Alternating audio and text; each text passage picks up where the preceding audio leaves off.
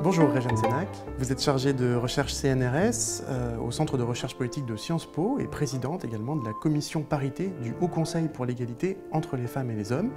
Et vous venez de publier L'égalité sous conditions, genre, parité, diversité. La devise de la République française, liberté, égalité, fraternité, date de la Révolution française. Mais cette fameuse fraternité, encore aujourd'hui, écrivez-vous, 2 siècles plus tard, elle reste finalement une fraternité de mâles qui exclut les femmes et ceux qui ne sont pas blancs de peau aussi. Est-ce qu'on en est encore vraiment là? Et comment expliquer finalement cette persistance au fil des siècles comme ça? Alors, ce que je trouve intéressant, c'est d'essayer de comprendre pourquoi, malgré une proclamation de l'égalité de droit, en particulier à travers ce moment inaugural de la Révolution française, mais aussi tout au long des siècles, il y a encore des inégalités persistantes qui se recomposent, à la fois entre les femmes et les hommes, mais aussi entre les racialisés et ceux qui ne le sont pas, pour le dire autrement, entre les blancs et les non-blancs.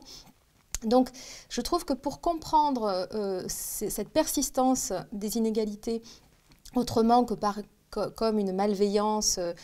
soit de la part des conservateurs ou uniquement la main du registre économique, il est important de voir qu'elle s'inscrit dans notre héritage républicain et qu'elle nous demande une discussion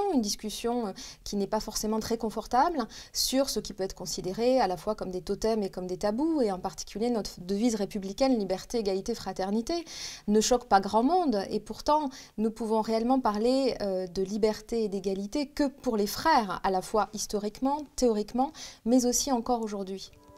Vous dites même que les inégalités entre les sexes sont au cœur de l'ordre politique moderne, donc ça va très loin. Vous revenez longuement dans le livre sur les impasses de la parité à la française. Donc il existe des lois sur la parité, pourtant vous dites que la France, malgré ces lois, a pris du retard dans les dernières décennies et que les femmes en politique, eh bien, ça semble toujours aussi incongru, comme si les hommes continuaient aujourd'hui de fixer les règles ou d'habiter le champ politique. Alors peut-être très rapidement sur la question de l'ordre sexué et racialisé. Je pense qu'il est important de ne pas avoir une lecture binaire où il y aurait d'un côté des principes idéaux et puis de l'autre côté un ordre social qui les trahirait. Il faut vraiment comprendre que l'exclusion de ce que j'appelle les non-frères, qui sont à la fois les non-hommes, les femmes, mais pas seulement, les trans, les queers, enfin tout ce qui n'est pas un homme qui se reconnaît comme tel, et des racialisés, elle est au cœur même, cette exclusion, de la pensée d'une égalité uniquement entre frères. Quand je dis ça, je veux dire quoi? Je veux dire en particulier que Condorcet, quand il dit que ceux qui excluent les femmes, mais aussi des personnes du fait de leur religion ou de leur race,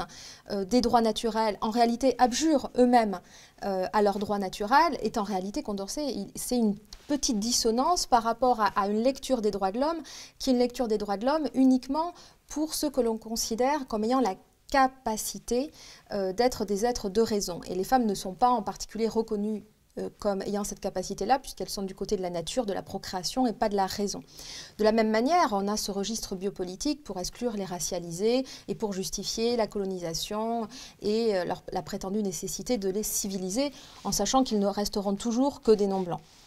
Donc pourquoi revenir à cette histoire? Pourquoi lever le voile de cette idéalisation de l'égalité et de la fraternité? Tout simplement parce que ça nous permet de mieux comprendre ce qui résiste encore aujourd'hui. Dire qu'on peut avoir l'impression qu'il y a un consensus aujourd'hui de l'extrême droite à l'extrême gauche sur le principe d'égalité, sur le fait que tout le monde est pour la parité, tout le monde est pour la diversité. Mais de quoi parle-t-on réellement, et est-ce qu'il n'y a pas une nécessité de dépasser cette prétendue dépolitisation pour voir ce qui reste politiquement comme clivage, et je pense qu'on a une vraie responsabilité à ne pas se laisser endormir, paralyser par cette prétendue dépolitisation, pour voir qu'il reste encore des clivages très forts sur ce que l'on juge légitime ou illégitime pour les frères et les non-frères. Et en quoi cette distinction, elle est encore opérante, même si elle est implicite. Vous parliez de la parité. On peut se réjouir à la fois qu'on ait mis en place ces lois. En même temps, si on a dû mettre en place ces lois d'action positive, c'est bien parce qu'il y avait des blocages structurels, des discriminations structurelles et systémiques à l'entrée des femmes dans la sphère politique en particulier, et aussi aux responsabilités économiques, du fait de ce poids de ce que j'appelle l'inconscient politique. le ça constituant qui est un sexisme constituant, mais qui n'est pas que sexiste, il est aussi hétérosexiste et raciste. Il a fallu mettre en place ces actions positives et je pense que cela était nécessaire, mais pour reprendre Dworkin, les actions positives, elles ne sont pas bonnes ou mauvaises en soi. Ça dépend de selon quel objectif on suit et selon quel principe de justification. L'objectif, selon moi, il est avant tout, si on veut tendre vers l'égalité, de déconstruire cette assignation à la singularité des femmes et à la complémentarité, puisqu'elles étaient exclues au nom de leur complémentarité. De la même manière que pour la promotion de la diversité, si cette promotion de la diversité conduit à une modernisation de la complémentarité des non-blancs qui apporterait autre chose, la diversité c'est bon pour le business, la mixité est une valeur ajoutée, on voit bien que là, on ne déconstruit pas le logiciel de la complémentarité, mais on le respectabilise. Donc je ne suis pas contre les mesures d'action positive, je crois au contraire qu'elles sont nécessaires, mais je pense qu'il y a une nécessité de se demander au nom de quoi on les porte, pourquoi on les porte, qu'est-ce qu'on en fait, puisque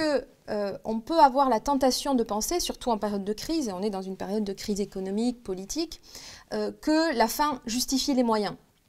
Alors que très clairement, en termes de politique publique, les moyens déterminent la fin, c'est-à-dire que si on justifie l'inclusion de ces non-frères pour les mêmes raisons qu'on a justifié leur exclusion, c'est-à-dire au nom de leur singularité, de leur complémentarité, et non pas parce qu'on les reconnaît comme similaires, ce qu'on va créer, ce qu'on va produire, c'est une recomposition de leur assignation à cette singularité et une perpétuation de leur secondarisation. Oui, parce que ce qui est assez intéressant dans votre livre, c'est que vous dites que finalement,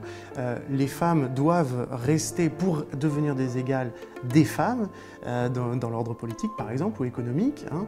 et que les personnes issues de la diversité doivent, elles aussi, ce que vous appelez surperformer leurs différences, c'est-à-dire rester comme des personnes de couleur par exemple,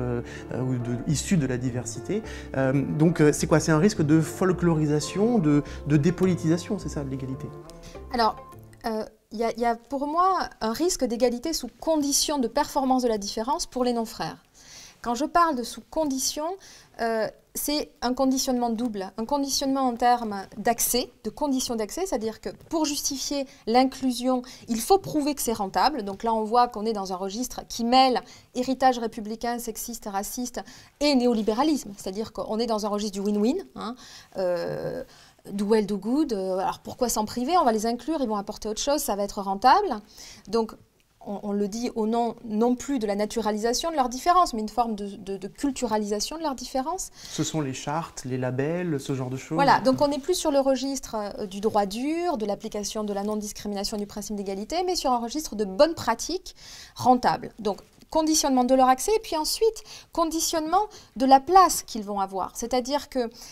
et c'est lié, c'est-à-dire qu'ils vont être là en tant que femmes, en tant que non-blancs, et puis souvent on cumule, hein, puisqu'on fait une résilience, tant qu'à être obligé de mettre des femmes ou tant qu'à mettre des non-blancs, on va cumuler, mettre des femmes de couleur, et on le voit en particulier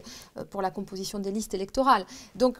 on voit bien que là, on ne déconstruit pas ce sexisme et ce racisme, mais on l'intègre en faisant à la fois une reformulation de la méritocratie républicaine qui devient une république néolibérale.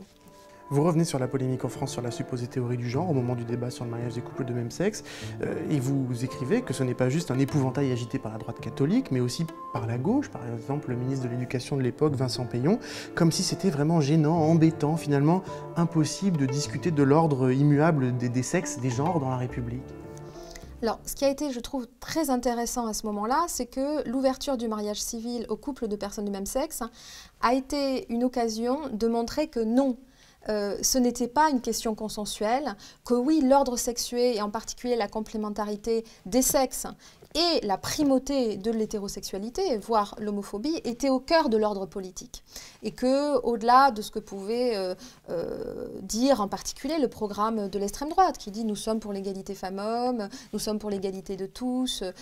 mais ils s'en tiennent à l'égalité salariale et à la lutte contre les violences. Mais quand on regarde en particulier le rapport à la famille, et quand on touche au mariage, on touche à une institution qui est une institution républicaine, mais aussi une institution qui fait la filiation et qui l'institutionnalise, on a vraiment un déverrouillage de la discussion politique. Donc ça, je trouve que c'est une occasion qui n'a pas été d'ailleurs jusqu'au bout de se poser la question de notre cohérence républicaine. Et on a eu tendance à se sortir de cette crise en disant « oh, ben c'est une alliance de réac, et puis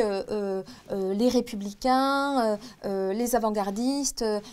ils n'ont pas à voir avec ce sujet ». Mais si, nous avons tous à voir avec ce sujet, puisque nous sommes tous des héritiers de cette incohérence républicaine, de cet hétérosexisme constituant. Donc quand en particulier ceux qui pourtant étaient censés promouvoir cette loi, quand il y a eu ces attaques, et pour moi, les opposants étaient plus au clair avec la dimension politique de cet enjeu. C'est-à-dire qu'ils étaient plus au clair sur le fait que ça touchait au contrat social et à ses fondements sexués et sexistes. Et ils assumaient le fait de revendiquer la complémentarité des sexes comme étant au cœur de l'ordre non seulement familial, mais aussi politique. Ceux qui, par contre, portaient cette loi n'ont pas assumé de transformer cet héritage et de dire qu'il y avait à remettre en cause cet implicite-là et à porter un contrat social qui ne soit plus fondé sur la complémentarité des sexes, mais et sur l'hétéronormativité, mais sur une déconstruction de ce geste politique, puisque c'est un geste politique et c'est non pas une question de respect de la nature, c'est un geste politique de faire de la différence entre les femmes et les hommes une centralité dans la mission et la place de chacun dans la société. Donc, et on voit bien que dans la réponse de Vincent Peillon, quand il dit je suis pour l'égalité femmes-hommes, mais je suis aussi pour la différence entre les femmes et les hommes et je ne veux pas tendre vers l'indifférenciation, c'est s'inscrire dans le langage des opposants et c'est en particulier confondre le politique et l'ontologique avec toujours cette ritournelle de la peur de l'indifférenciation des sexes qui a justifié l'exclusion des femmes du droit de vote et de l'espace public. Alors qu'ils auraient dû assumer, en tout cas s'ils avaient voulu déconstruire la complémentarité des sexes et l'hétéronormativité, assumer qu'il y avait une nécessité de repenser la République comme étant fondée sur l'égalité de tous et de chacun et de chacune, au-delà en particulier des différences sexuées ou des différences d'orientation de sexe.